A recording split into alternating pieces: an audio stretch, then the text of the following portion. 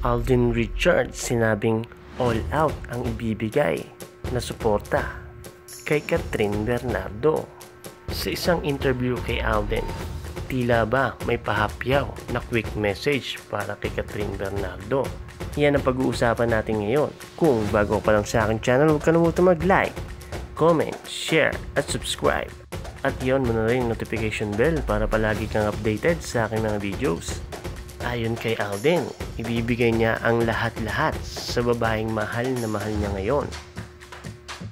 At all out nga raw ang ibibigay niya dito.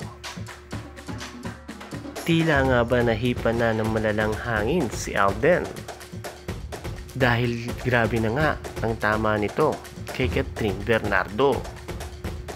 Sino ba naman hindi may in love sa napakaganda at talented na si Kathryn?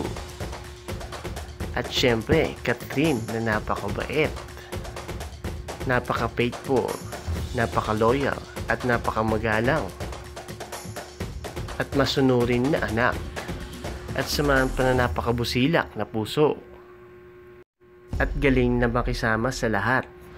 Kaya naman, ibang-ibang treatment ni Alden kay Kathryn.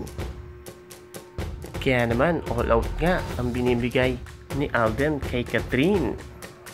Grabing oras, atensyon, mga regalo at mga bagay na binibigay niya kay Kathryn. Alam niyo ba na matagal nang gusto ni Alden si Kathryn?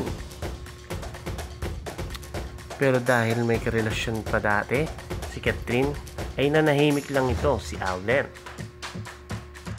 At itinago ang kanyang nararamdaman para kay Kat.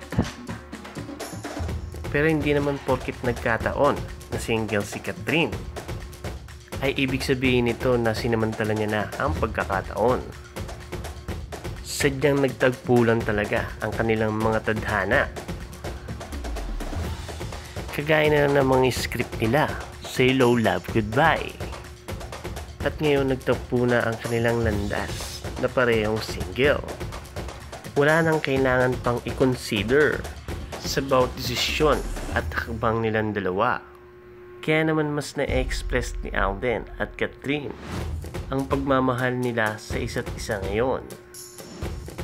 Despite sa pagiging busy nito, hindi siya nawawalan ng time kay Kathryn. At para iparamdam ang pagmamahal niya rito. At palagi siyang nasa likod ni Kathryn para lamang suportahan ito sa mga gusto ni Kat at para din sa mga achievement niya. And that's the truth definition of love. The love with respect and the love with action. Kaya naman maraming namamangha kay Alden kung paano niya mahalin si Kathryn ngayon.